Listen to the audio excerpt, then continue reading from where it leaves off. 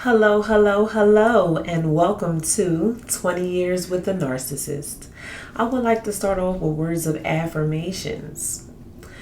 You are whole, you are complete, you are enough, you are strong, you are brave, you are resilient, you are guided, you are protected, and you are safe. And this here is a safe space, and I'm your host, Shakira. Today's episode is about how narcissists are made. So, we all know, or maybe we don't, that's why I'm here to inform you, that narcissism is a personality trait that ranges from healthy to deadly. Upon my research, that deadly level of narcissism is a stop before sociopath, psychopath. Yeah, it's right there with it. And I believe it's deemed as such because these are your most violent narcissists. These are the ones that not only, penetrate you psychologically, emotionally, spiritually, but also physically. They cause the most harm that they possibly can to their targets. These are the ones that, eventually end up committing murder suicide. It's like, if I can't have you, nobody will. And it's scary. It is very scary. And so my whole purpose of doing this podcast is to inform you all, because knowledge is power, and the more you know, the better the better decisions you can make, so that you don't fall victim, I hate to use the word, to a narcissist. These people, really negatively affect your lives. And even, casually talking about narcissism to those around me, it's like, oh yeah, I know. Oh yeah, I get it. But then continue to either engage with a narcissist, a known narcissist, or, be in a relationship with one. So, how are narcissists made?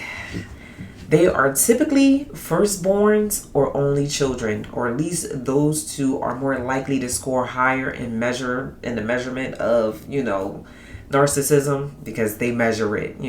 That psychologists, they run tests, and within, the grade system that they created for the levels of narcissism, the firstborns and only children end up being more susceptible to becoming narcissist, if you will.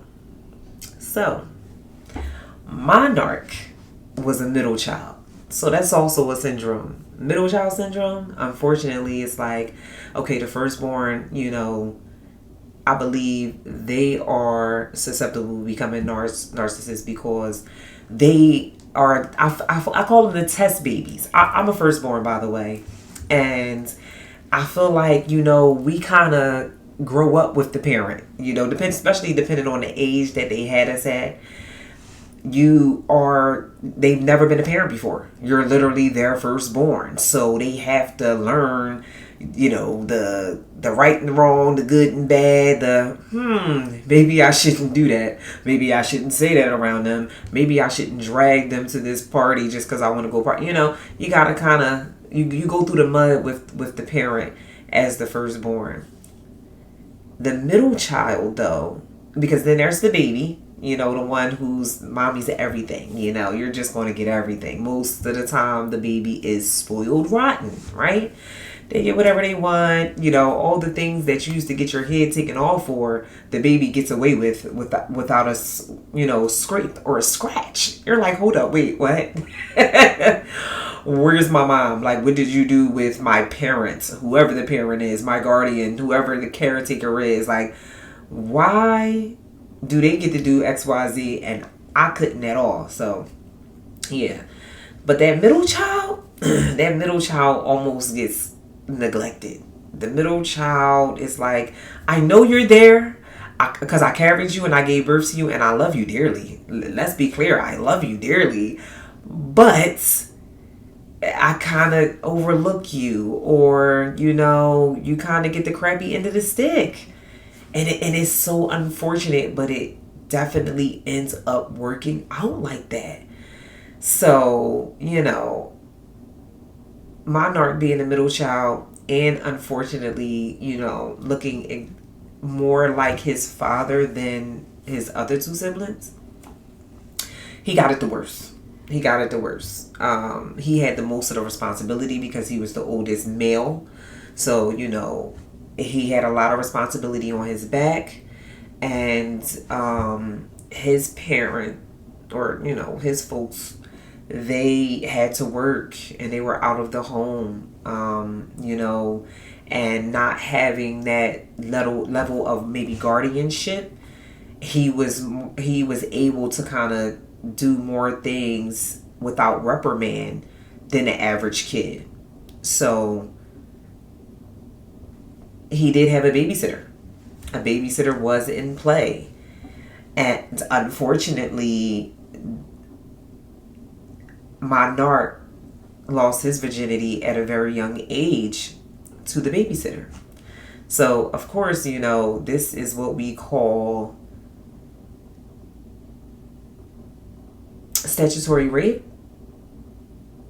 Yeah, this is sexual abuse because the babysitter was, above 15 and the monarch was well under 15 when this occurred.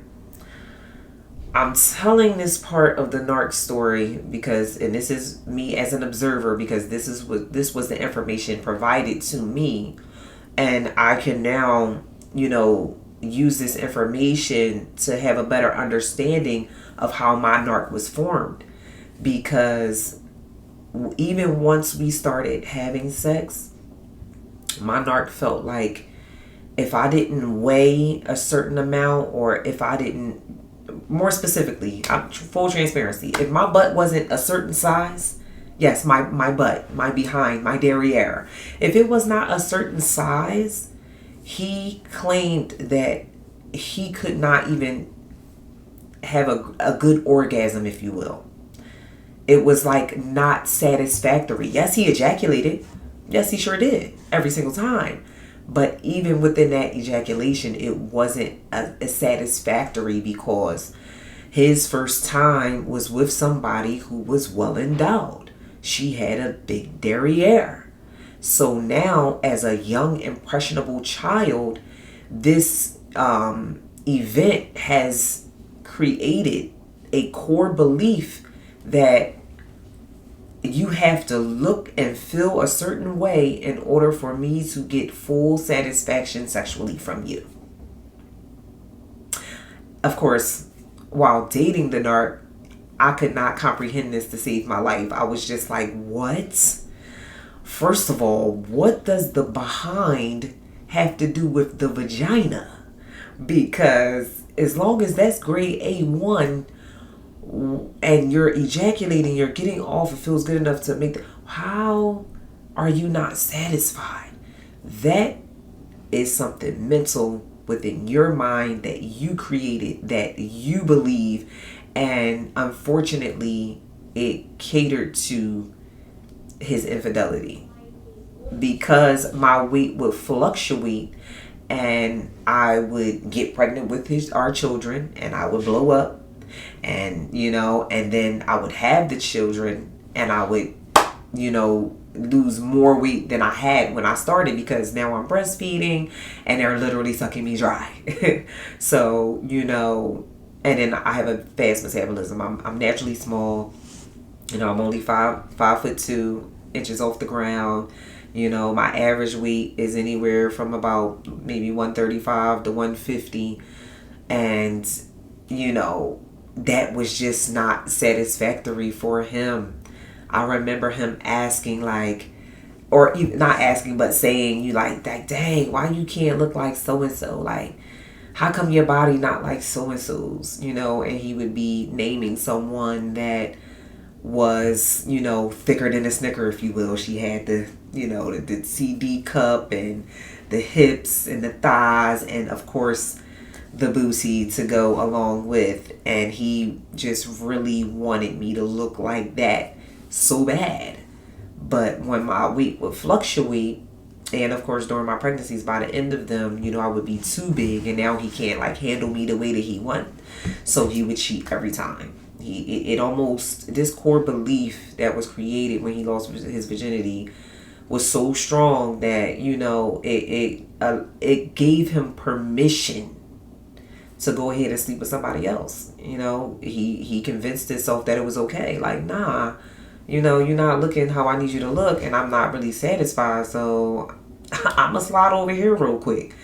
But remember, he's a narcissist, and I'm his main source of supply, so it's not like I wasn't being discarded. I was just being put up on the shelf, which is a term you'll hear me use often, because that's what narcissists do with their sources of supply. They will take what they need from them, and when they see another source of supply that they want to give their time and attention to, they have to shelf the current source of supply, because at the end of the day, they created this dynamic between themselves and the target, that the target depends and relies on them. I'm looking for your love, your attention, your communication. So if you're not giving it to me, then you're going to get like negative feedback from me. And they don't necessarily want that all the time. So they have to do something to alleviate, the burden on them, so that, or AKA keep their peace. In order to keep their own peace, let me tell you, I'll be back. Let's go on a break. I know you guys have heard that. Like, oh, we just need to go on a break for a minute. That's them putting you on the shelf. That is them telling you, I don't want to be with you right now, but I don't not ever want to be with you again. So let's just go on a quick break, and I'll be back. You be all right until then. And once it gets to that point where they feel like they can put you on a break, knowing that they can come back when they're ready to, they know they got you. And if they got you on that level, 9 times out of 10, you're gonna be sitting right there waiting for them. You're gonna be sitting right there waiting for him. Like, where he at though? Like, how long is it gonna take for you to get back? Like, it's sad, y'all. It is sad, and it's so messed up, because when they're not there, it's like a void. It's like an empty space that needs to be filled.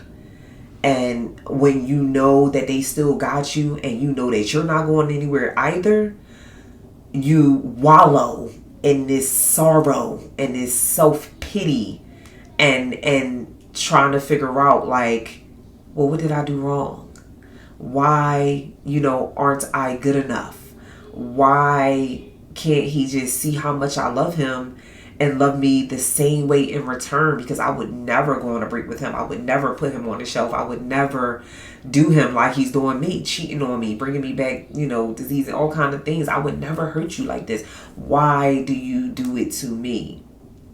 But when you understand the mind that's created, it just is, you can't compare it to your mind. It just isn't on the same wavelength.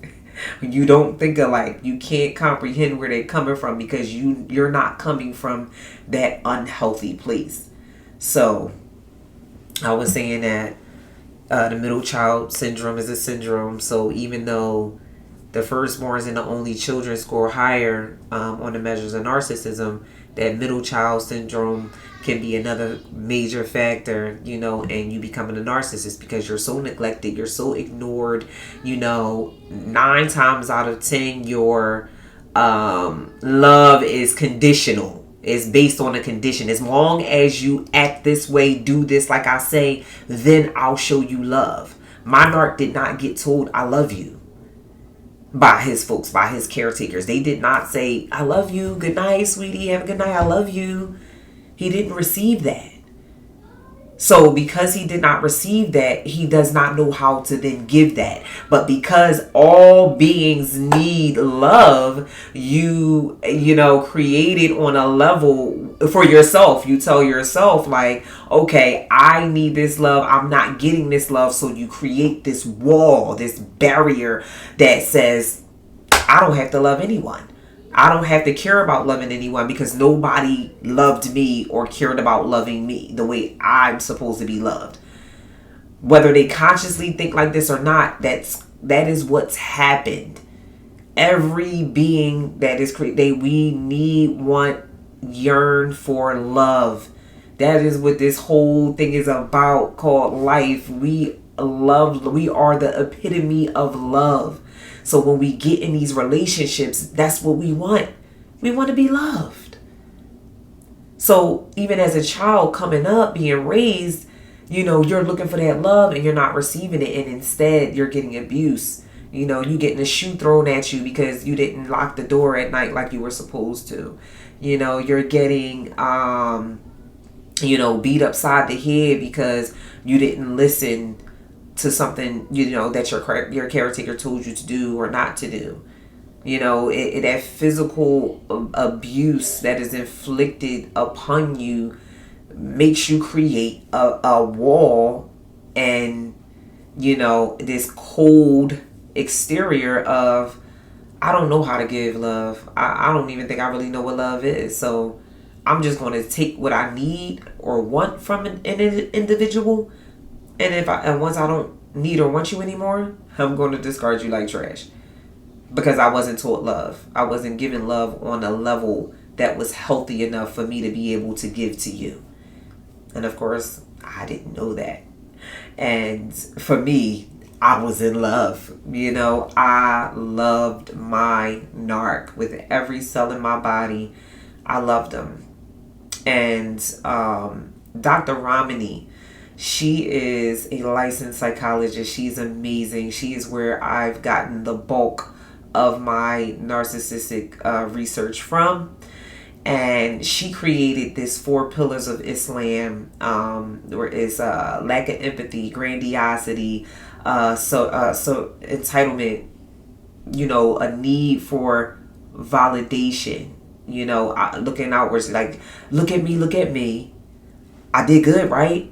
I'm the bomb, ain't I? I'm all that. So I'm a god. You're beneath me. You're not on my level. You cannot and will not ever be on my level. All right, well, I like you. I like the way you look. I like the way you smell. I like the way you feel. I like how you do this. I want you to do this. Come do this. Keep doing this. I'm going to keep getting my supply from you on that level. And then once I don't need or want that supply, or I moved on to a better or another source of supply, then I will discard you, because what you are getting from me is a condition of a relationship. It's a contract that the narc writes out and says, this is how it's going to be, unbeknownst to you. This is how it's going to be. And as long as you stay within those lines, you know, and keep giving me my source of supply, then, you know, I'll be around. I'll be here. But the second that they no longer need you for that, you then become obsolete, because it's not real, true love. So what happens is, when you get into these narcissistic relationships, the target has this Beauty and the Beast, you know, facet, like this outlook of it. You know, Beauty and the Beast, Beauty was beautiful. The Beast was a beast, but he was a prince before he became a beast. But remember, he was cursed and turned into a beast because of his lack of love. He did not show love to nobody. All his servants, his, you know, his parents, everybody around him got he treated horribly. So, you know, he was cursed to become a beast, and the only way to undo the curse was to fall in love, genuinely and sincerely. And the rules that where the petals will fall off, he had until once all the petals fell off the rose, he couldn't reverse the curse. He would be stuck as the beast for the rest of eternity, you know. And the targets of these narcissists, we're like Beauty, where we're going to try to win them over. Well, maybe if I just love them hard enough, Maybe if I show him what real love looks like, maybe if I do this, maybe if I do backflips and jump through these hoops and, do a song and a dance all day, every day, maybe, just maybe, he'll love me the way I deserve to be loved. But it'll never happen. It is not realistic. It is not reality. It is a facade. It is 100% a facade. And unfortunately, it'll never happen. Now, according to Dr. Romney, when asked, can narcissists change? Can they get better, healthier mindsets? Is it possible? The answer that she gives is in minuscule, minute steps. It would be so tiny, the amount of the amount of growth that they could have as far as becoming a healthier version of themselves, where they're more empathetic and able to truly love and not think that it's necessary to manipulate and gaslight in order to get what they need from someone, and know that they can actually trust people and actually get real, true, genuine love and then give it back in return. She said, this is a healthy person and this is a narcissist when it comes to love, empathy, compassion. She said the closest she can get them to normalcy or a healthy level of those things is about here. She said once they are narcs and they have this, concrete kind of permanent mindset, they'll never be at the level of healthiness that they could have been at. It'll never happen. But those who are self-aware and realize that they're causing more damage than anything else in their targets or even in their own lives, they do end up seeking therapy. They do end up trying to figure out, dang, something is wrong with me. What's up with me? Because unfortunately, a lot of them, some of them aren't even aware, that they're narcissists or that they're manipulators or that they're doing what they're doing to other people. They're just not even aware of it. And those are a small number. Most narcs know exactly what they're doing.